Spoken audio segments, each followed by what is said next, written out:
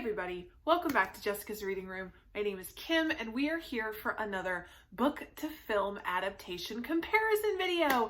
Yay! And today we are going to be talking about Shutter Island by Dennis Lehane and Shutter Island starring Leonardo DiCaprio, Ben Kingsley, and Mark Ruffalo, one of my all-time favorite movies ever. So I'm really excited to talk about this. Now, a couple of disclaimers. One, if you hear noise on in the background, it's probably because Ivan is playing Dead by Daylight with his brothers, so I apologize in advance for that. So that just, they get a little vocal because they get all overexcited about stuff. I don't know. I like gaming solo, so, I mean, I'm still loud when I do that, but okay, all right, moving on. Another disclaimer, if you are watching this video, I am going to assume that you have either already read the book or seen the movie, so I'm going to assume that you already know the story. So just general disclaimer, spoiler, oh my gosh, guys, spoiler alert. I'm going to assume that you already know the twist, that you already know the ending. If you have not read the book, nor have you seen the movie, then I would suggest stopping the video right now, because I'm just going to assume that if you're watching this video, you already know what's happening. You already know all the spoilers. You already know the ending. So if you don't, cut the video off, go read the book, go watch the movie, then you can come back. Awesome. Okay, so Shutter Island. Oh, I guess I should actually start here because I watched the movie before I read the book. This was one of those, oh my gosh, I graduated from Bob Jones, so now I can go out and I can watch all the rated R movies that I want to. And I had seen the previews of this when I was back in college. We weren't allowed to watch rated R films. So I was like, wow, as I'm watching the previews on TV, I'm like, wow, that looks really good. Wow, my love of asylums had not been necessarily defined yet, but I was still fascinated. So I was like, wow, that looks really good. So then I graduated, I moved out, and I watched this movie. I loved it, adored it. To me, this is easily one of the greatest plot twists in the history of plot twists. I'm just gonna say it. I had no idea. I didn't see it coming. And by the time I was finished with it, the first time I watched it, it was eating at my brain in all the best ways. And so I watched it over and over again. I've seen this movie so many times. There are times when I will just literally be in the mood to watch it, so I'll sit down and I'll watch it. And for someone who doesn't really like movies, that's kind of a big deal. So watched it before I read the book. Then when I was in Hawaii, I actually realized, oh my gosh, it's based on a book. So I got the book and I read it and I really loved it. So this is not the first time that I have actually read the book, but that was long before I was ever associated with Jessica's Reading Room. So we're just gonna kind of sort of count it as my first time reading it because I'll actually write a review for it this time, etc., etc. So there you go.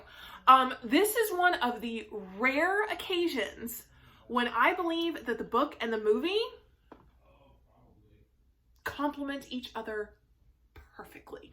Normally, you guys know, my biggest complaint is, oh my gosh, they acted like the book wasn't good enough, so they went in and they changed all these details, and now the movie isn't nearly as good as the book, and oh my gosh, why did they do that? Normally, that's what I do. Normally, that's what I say. I'm sure you guys are used to that by now. However, in this case, they actually stuck incredibly close to the story. This is one of those situations where they didn't go in and change everything. They went in and just kind of, what word am I looking for? This is not good. The fact that we're already have 1,000,001 stutters and now I can't actually remember what word I'm looking for. They shaved off stuff that wouldn't necessarily fit in the movie because of time constraints. The movie itself, the plot line itself is actually intact, and for the most part, they kept as much in it as possible, and I thought it was brilliant. So, I mean, when I read the book for the first time, I was sitting there expecting the book to be completely different.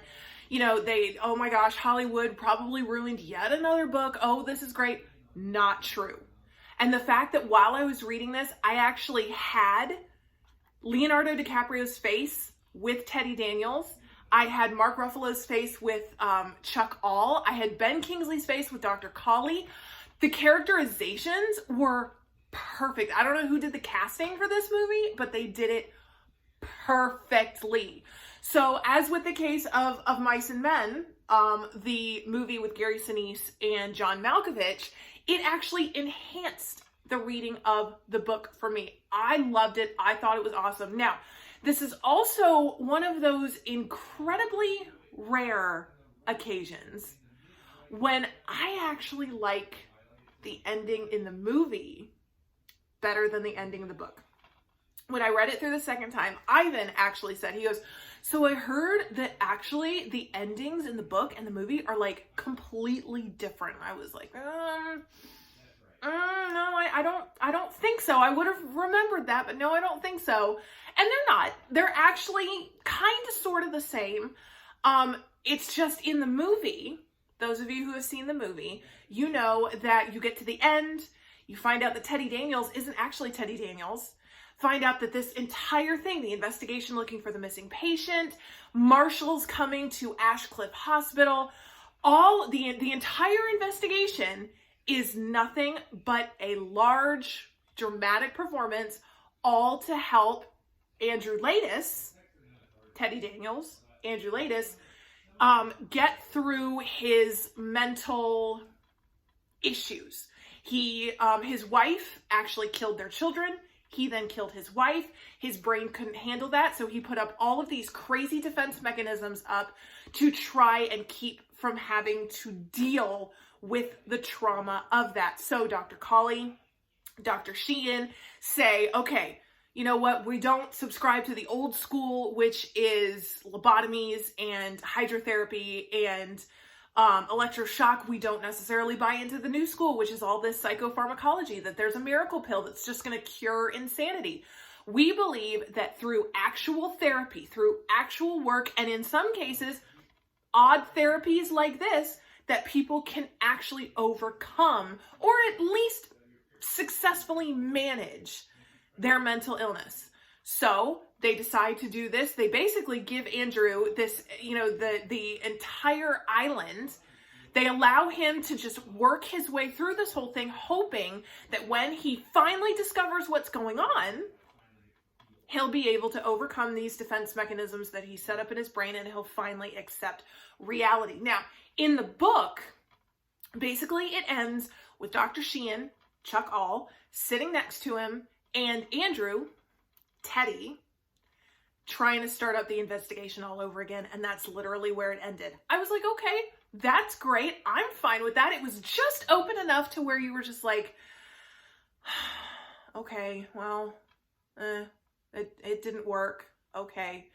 But see, in the movie, I think while it was still open, I got more closure from it, because at the end of the movie, and I'm sorry, I'm going to put these down. I feel like I'm waving them in your face. In the movie, when it ends, Chuck, Dr. Sheehan, sits down next to Andrew, asks him how he's doing, how's everything going, and then Teddy starts talking about how they're going to get off the island. Are they on to us yet? How are we going to finish this investigation? And book would have ended right there. Dr. Sheehan looks over at Dr. Colley, shakes his head. Dr. Colley just kind of resigns himself, walks away with the warden. Okay. But then in the movie, they added an extra layer of, I guess in some ways you could almost call it hope and faith in humanity. And that is that when they take Teddy and they're going to go lobotomize him because it's the last resort, he's too much of a danger to himself, he's too much a danger to the other patients, to the staff, they're going to go lobotomize him. He turns around and he looks at Dr. Sheehan and basically asks him which is better, to be sane and accept an unacceptable reality, or to be insane and protect yourself from an unacceptable reality. and then they lead him away. So then you're left with this idea of, was this Teddy who was trying to, you know, who's still just so lost in his own delusions? Or was that Andrew who's turning around and basically giving Dr. Sheehan an explanation, you know, that this is his choice, that he doesn't want to live with the reality that his wife and his children are dead.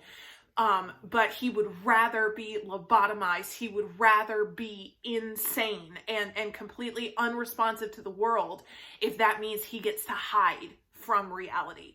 And I mean, personally, I like that ending better. So this is one of those really rare cases where I actually like the ending of the movie. Everything up in the book, up until the end, book wins out every time. All right. It does, because you get all these great details.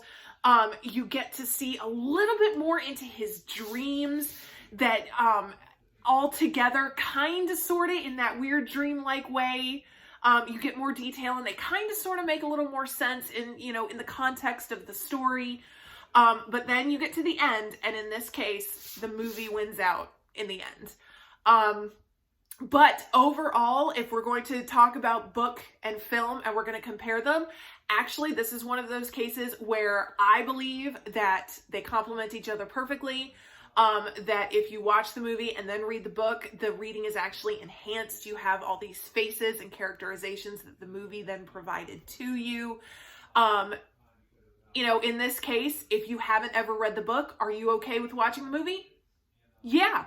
I mean, and that's not, oh, yeah, okay, fine. If that's the only way you're going to find out the story, then okay, fine. No, I am totally okay with that. If you want to watch the movie because you're not a big reader, then you know what? You're going to get the story. You're going to get the message. And if anything, you're actually going to get a better ending. So I'm okay with that.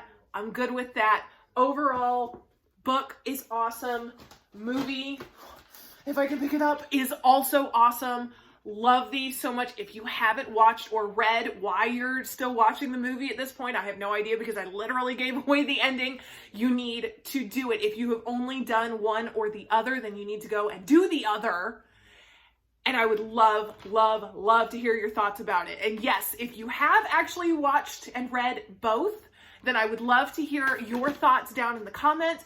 If you love the story, I mean, again, I would love to sit here and discuss it with you. So again, down in the comments, if you have any suggestions or recommendations for a book to film adaptation comparison, I would love to hear it. If you have any recommendations for books that are about insane asylums, I would love to hear it, because you know I'm all about that. Okay, so there it is. Shutter Island by Dennis Lehane. Again, we would love to hear from you, and we will see you in our next video. Thank you so much for watching. Bye.